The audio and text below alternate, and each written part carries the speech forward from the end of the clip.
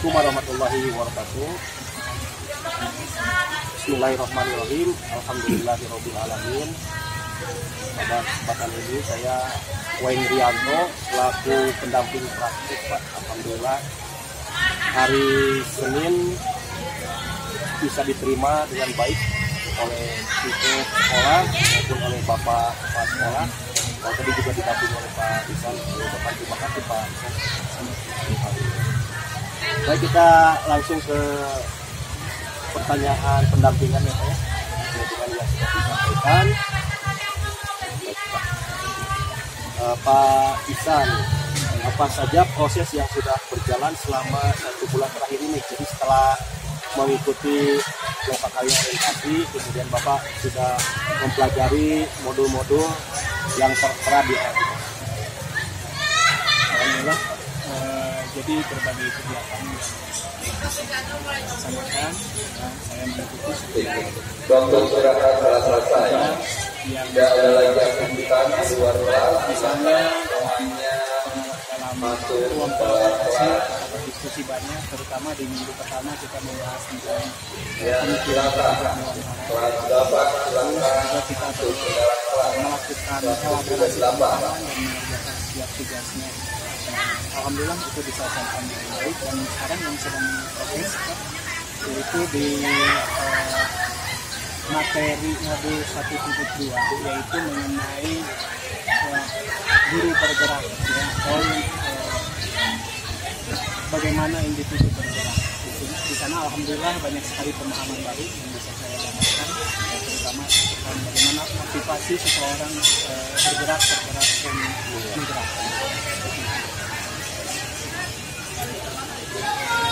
Pertanyaan yang kedua Pak, apa yang telah dilakukan atau sebagai capaian selama 1 bulan tersebut, terutama pada saat ini?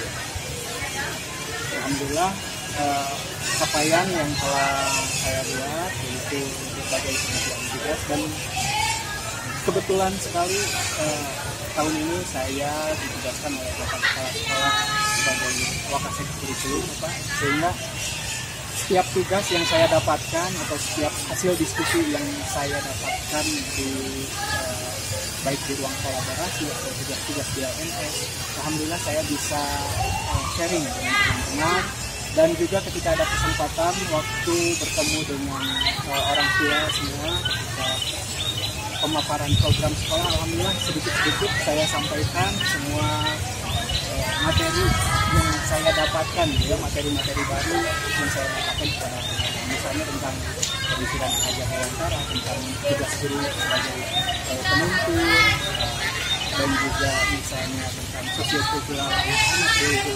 Alhamdulillah, mudah-mudahan ini terus berjalan seperti ini. Yang ketiga Pak, apa dukungan dari ekosistem sekolah Pak yang Bapak saat ini sudah dirasakan sehingga Bapak alhamdulillah sebagai calon guru penggerak angkatan 9? Alhamdulillah, dukungan dari sekolah yang pertama, dukungan dari kepala sekolah itu luar biasa. Ya, dari pertama saya mengikuti program ini, memang beliau yang mendukung saya dengan kuat ya. Jadi beliau mendukung saya untuk mengikuti kegiatan ini, dan juga ketika saya juga diberikan tugas-tugas, alhamdulillah tugas-tugas tambahan yang memang sesuai gitu ya dengan peran kita sebagai CGP. Peran kita, alhamdulillah, jadi di sana saling berkesinambungan seperti itu, dan juga dari teman-teman, alhamdulillah teman-teman semua guru-guru di sini sangat bantu kita saya menjalankan tugas saya sebagai CGP. Mereka mau ikut diajak berdiskusi tentang apa yang telah saya lakukan selama 1 bulan. Yang ikut seleksi CGP di sekolah Bapak berapa orang Pak sebelumnya? Sebelumnya ada 2 orang. Ya, Alhamdulillah dua-duanya terima. yang pertama ada saya, yang keduanya Pak Ginanjar. Ya, alhamdulillah dua-duanya Diterima ya. Jadi panggilan aja itu dengan Pak Ripal ya. Pak Ripal, ya mungkin Pak ya. Ya, kan satu wilayah. satu wilayah ya. Pak kan dari SMA YSA, kecamatannya Amir. Oh, Ya, walau ya, itu apa ya? saya kurang tahu, Ya. belum sempat bertanya juga. Ya. Kemudian kenapa diikuti berdua, nggak misalkan seluruh guru-guru mengikuti gitu? Jadi begini Pak, memang sebetulnya saya mengajak Ya. teman-teman semua gitu ya. Cuma pada tahun sebelumnya, Ya. angkatan sebelumnya, angkatan kedua, kita pernah mengikuti bareng-bareng Pak. Jadi semua guru ikut, Iya. semua guru ikut, terutama guru-guru yang di bawah 15 tahun. Hanya saja ketika hasil seleksi tidak ada satupun yang diterima. Akhirnya itu membawa trauma mungkin ya bagi beberapa rekan guru. Sudah mengerjakan esai ternyata banyak guru yang tidak diterima. Karena pada waktu itu kalau tidak salah agak hangat gitu ya Pak. Dan kuotanya terbatas ya. Sedikit, kalau Ya. sekarang kan banyak. Banyak. Makanya kemarin juga ada lagi teman, sebetulnya ada yang 3 orang, sebetulnya asalnya tapi 3 orang yang angkatan 8 itu, angkatan 9 itu, angkatan 8, 3 orang. Hanya saja pas pengerjaan beliau sedang sedikit lagi mau melahirkan, beberapa hari lagi mau melahirkan. Iya. Akhirnya dengan berbanyak Pertimbangan. akhirnya nanti aja lah kalau misalnya udah ini gitu Pak. Kalau sudah santai ya. Baik, terima kasih Pak. Baik, yang keempat Pak, pertanyaan yang keempat, setelah Bapak melakukan pembelajaran daring selama 1 bulan bersama Ibu Angga atau fasilitator kita, bagaimana harapan Bapak Ihsan, harapan-harapan yang sudah terwujud selama pembelajaran 1 bulan ini? Yang pertama saya ingin menyampaikan dulu bahwa luar biasa sekali Pak di pembelajaran kita di LMS itu banyak sekali pengetahuan dan wawasan baru saya mengenai pemikiran Ki Hajar Dewantara itu. Dan alhamdulillah saya juga bisa berbagi dengan teman-teman guru dan orang tua. Harapan saya ke depannya gitu, jadi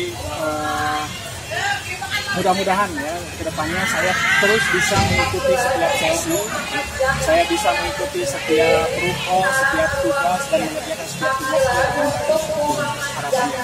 Dan yang kedua, harapan saya mudah-mudahan ya fasilitator dan juga pengajar praktik yang selalu semangat gitu ya dalam mengingatkan para CGP dipertahankan gitu ya, karena bagaimanapun kadang-kadang alhamdulillah ketika Bapak mengingatkan kami gitu ya tentang tugas, misalnya tentang keaktifan di diskusi. Jadi saya pun merasa iya betul termotivasi gitu Pak, jadi merasa diingatkan gitu untuk melakukan hal ini. Mudah-mudahan itu dapat dilanjutkan Pak nanti sampai PGP. Alhamdulillah, insya Allah. Adakah harapan baru Pak Ihsan untuk pembelajaran 1 bulan di depan? Untuk pembelajaran yang akan datang, saya berharap ya, materi yang ada di LMS ini semakin mendalam, semakin pendalaman materinya.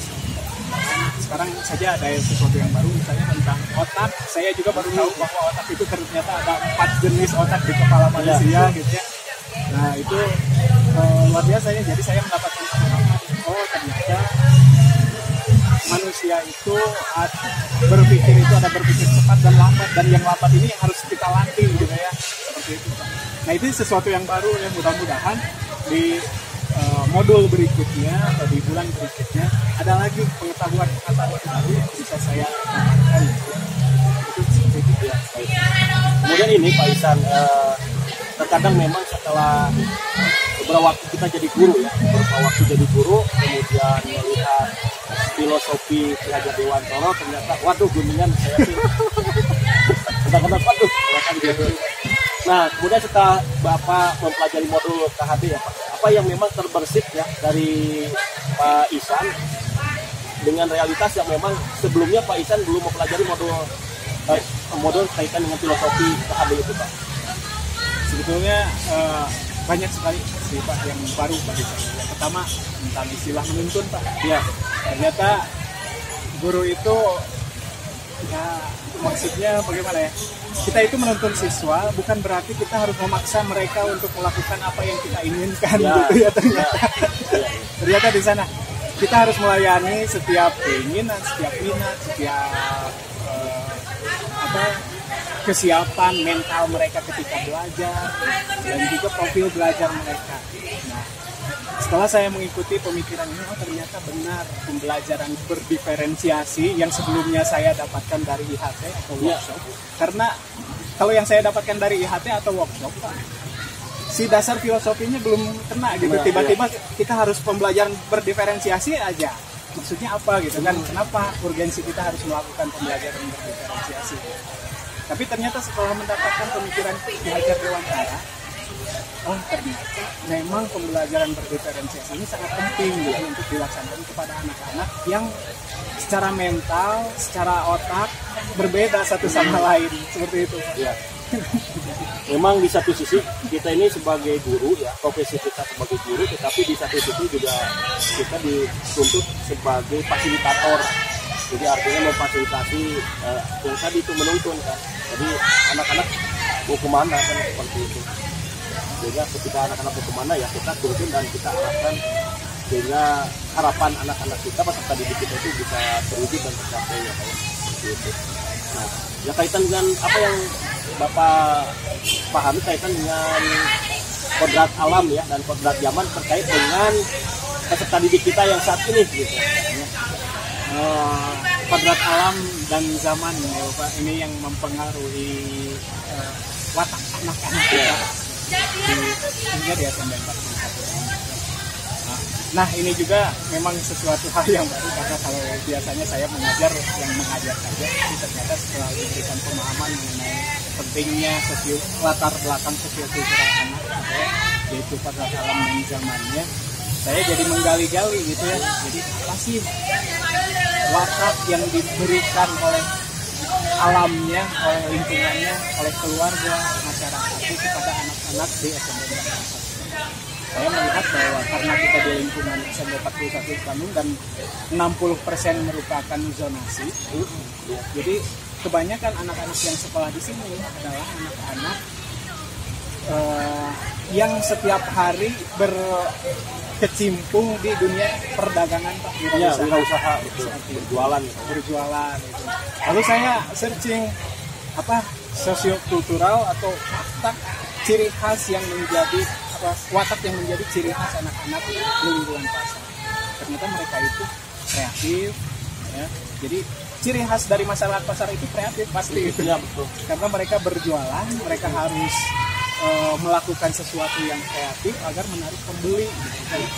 Dan itu bisa saja diturunkan kepada anak-anak. Iya, benar Pak. Ada faktor genetis ya. Genetis. Ya, pedagang gitu. Betul, benar. Ya. Saya juga terpikir, bisa saja kan di pasar itu masyarakat gotong royong ya, sudah jelas, terus kreatif dan inovatif, itu tiga saja yang saya kuatkan yang pertama. Nah ini digabungkan dengan kodrat zaman pembelajaran abad ke-21. Iya. Nah, kita itu lebih Pak, kalau zaman itu sekarang zamannya teknologi gitu kan. Nah, bagaimanapun memang betul kita tidak bisa memisahkan anak-anak dari teknologi. Ya. Kalau kita menganggapnya banyak dampak negatif dan lain-lain, tapi mereka kembali ke rumah pasti perlu dengan teknologi itu. Nah, di sanalah yang saya gabungkan gitu ya dalam pembelajaran saya akhir-akhir ini, yaitu menggabungkan atau mempertebal sisi kreativitas mereka dan juga melakukannya dengan pembelajaran yang berbasis teknologi. Misalnya dengan aplikasi-aplikasi. Kebetulan saya mengajar bahasa Inggris, saya kepada anak-anak. Alhamdulillah kalau bahasa Inggris Pak, aplikasinya banyak sekali itu ya. Jadi untuk mengajarkan kepada anak-anak itu tidak pusing, kita tidak usah bikin soal, tidak bisa. Di Google ada aplikasinya, ada rangkaian materi dan lain-lain gitu ya, gamenya ada, tinggal diberikan kepada anak-anak. Alhamdulillah mereka senang gitu ya. Itu sih Pak. Ya, walaupun memang di SMP 41 Bandung Pak, masih dilarang, tapi dilarangnya tidak, maksudnya gini, secara aturan dilarang membawa handphone, tapi boleh membawa handphone apabila gurunya mempersilahkan. Artinya guru yang mempersilahkan harus bertanggung jawab untuk menyimpan handphone anak-anak selama pendidikan. Jadi alhamdulillah kemarin sudah didiskusikan kepada anak-anak. Memang ini kepada guru-guru sebelumnya memang udah nggak usah, gitu. Tapi alhamdulillah diberikan pemahaman. Ternyata solusi jalan tengahnya seperti itu Pak. Jadi, apalagi kan nanti pembelajaran selanjutnya itu ada yang disebut dengan kesepakatan kelas. Ya, kesepakatan kelas. Jadi kapan bisa menggunakan nanti kan kapan boleh menggunakan media seluler dan sebagainya. Karena bagaimanapun ya itu biar tugas-tugas kita maupun tugas-tugas anak ketika pembelajaran ini kan artinya ya sesuai dengan abad 21. Terus yang saya rasakan lebih cepat. Jadi materi yang saya sampaikan kepada anak-anak itu ternyata kalau dengan teknologi itu lebih cepat daripada kita nulis di papan tulis, anak-anak nyatet baru soalnya 10 menitnya habis buat nyatet soal gitu kan. Padahal kalau dengan HP itu 10 menit udah bisa mengerjakan beberapa tugas. Betul, kalau di papan tulis kan masih abad-abad lah gitu ya. Iya betul. Abad tahun 80 atau 90-an itu kan, abad 20 ya. Iya. Nah, waktu Pak Ihsan menggambar ya, ketika ditugaskan oleh Bu Angga untuk menggambar, Pak Ihsan menggambar apa waktu itu? Oleh Bu Angga saya menggambar teddy bear. Oh ya, teddy bear ya. Maka silakan dijelaskan Pak, beruang yang lucu itu. Saya menggambar teddy bear pada waktu itu. Yang pertama memang itu yang terlintas pertama di benak saya gitu ya. Jadi waktu saya digambar tanpa banyak pikiran gitu ya. Kenapa saya menggambar itu? Karena saya menganggap bahwa teddy bear ini adalah sesuatu yang menghangatkan anak-anak gitu Pak. Jadi sesuatu yang dekat juga dengan anak-anak, dan saya berusaha gitu untuk mencapai dua hal tersebut ya, yaitu dekat dengan anak-anak dan bisa menghangatkan pembelajaran ketika di sana. Yang saya inginkan gitu ya, yang saya berusaha untuk lakukan dengan jadi dengan bersikap. Insya Allah kalau saya di kelas sih berusaha untuk tidak galak Pak. Iya betul. Berusaha kaitan dengan pelajaran bahasa Inggris ya. Iya betul Pak. Kalau gurunya menyenangkan otomatis pelajarannya jadi senang. Nah itu Pak. Minimal bahasa Inggris itu memang 11-12 sama matematika Pak. Iya. Jadi agak dibenci sama. Jadi minimal gurunya disayangi sama mereka walaupun pelajarannya agak sulit begini. Ya. Memang ada sisi ini waktu kami belajar tentang kaitan dengan otak ya. Waktu itu juga kita memberikan masukan. Jadi bukan hanya 4 bagian otak itu, tetapi juga bagaimana ketika otak itu betul-betul dapat dioptimalkan. Nah, saya bertanya juga, jadi ini perlu kaitan dengan makanan dan minuman yang nutrisi kan ke otak. Ketika nutrisi kita baik, otomatis otak itu juga akan baik. Berbeda dengan misalkan nutrisinya tidak baik, makanannya sih baik, ya kan? Tapi kandungan vitamin atau nutrisinya tidak baik, otomatis kan pertumbuhan otaknya juga. Nah, kembali yang tadi kan misalkan ada yang berpikir cepat, ada yang berpikir sedang, ada yang berpikir lambat. Itu kan salah satu faktornya makanan dan minuman kan, yang dimakan diminum oleh tadi kita seperti itu. Saya tanya ke anak-anak, biasanya sudah sarapan belum? Kebanyakan belum. Nah itu Pak, betul. Ya. Aduh gimana kalau itu mau belajar. Padahal pembelajaran kita dari pagi dari jam 7 sampai setengah 3. Sementara mereka modalnya belum disiapkan, ibaratnya mereka mau bekerja nyangkul tapi nggak bawa paculnya, cangkulnya. Iya. Jadi modal awal itu kan sarapan gitu. Iya. Jadi di Indonesia yaitu pembiasaan di awalnya kan itu mesti dikembalikan lagi kaitan dengan pembiasaan makan dan minum pagi sebelum beraktivitas. Karena kalau kita belum makan minum terus beraktivitas, otomatis kan nanti tubuhnya juga ya. Nah, kalau kita pelatihan saja Pak, pelatihan di tempat-tempat yang representatif, itu di tempat pelatihan itu kan ada snack, ada permen, ada minumnya. Nah, itu kan tidak lain supaya oksigen atau makanan minuman yang kita cerna dengan minuman itu otomatis kan cairan darah atau oksigen yang ke otak itu kan cepat, sehingga daya tangkapnya juga kan beda juga. Ketika beda dengan misalkan anak-anak misalkan dari jam 7 sudah belajar, kemudian anak-anak dilarang minum gitu kan, itu kan akan berdampak tidak baik bagi perkembangan otak anak-anak sendiri seperti itu. Kalau minum, alhamdulillah anak-anak di sini kelihatannya gitu ya, mayoritas mereka membawa minuman sendiri, Buat tumbler ya. buat anak, terus dan sepertinya semua guru sepakat sih kalau urusan cairan guru, jadi mereka membebaskan anak-anak untuk minum di kelas. Sekarang mah beda waktu saya dulu masih Jadi sekolah. murid banyak Tidak boleh Pak. Terus kalau sekarang sepertinya ada perubahan di sana. Tinggal makanannya mah, nutrisinya ini anak-anak. Itu yang perlu sosialisasi dengan orang tua, dan mungkin ini menyangkut dengan ekonomi juga ya. Nah nanti gini Pak, saran saya itu ini dari Dinas Kesehatan Kota, Kecamatan, dari Puskesmas itu kan ada bagian pemberdayaan masyarakat, biar ada penjelasan tentang pentingnya makan minum sebelum beraktivitas. Jadi makan minum pagi itu, jadi biar mereka yang menyampaikan kepada peserta didik kita. Saat ini juga lagi gencar-gencarnya dari pihak Puskesmas itu memeriksa kesehatan putra putri kita. Itu dari pihak Puskesmas itu. Ya. Dia sebelumnya juga karena ada puskesmas ke sini terus memberikan survei Ya, itu akhirnya ada data. Nah ini agak guru-guru semua gempar Pak. 65% siswa SMP 41 Bandung mengalami gangguan emosional. Wah, langsung gempar. Aduh, baru kan gangguan emosional paling gede 65%. Tapi kemarin penjelasannya bisa saja anak-anak dia tidak sarapan saat mengerjakan. Tapi bisa juga faktor misalnya gangguan mental, banyak faktor. Dan sekarang memang tim BK sedang ngurus dengan tim puskesmas ini bagaimana nih tindak lanjutnya gitu ya. Tindak lanjut karena 65% itu berarti kan mayoritas gitu ya. Gejala emosional. Ya mudah-mudahan. Insya Allah ada solusinya Pak.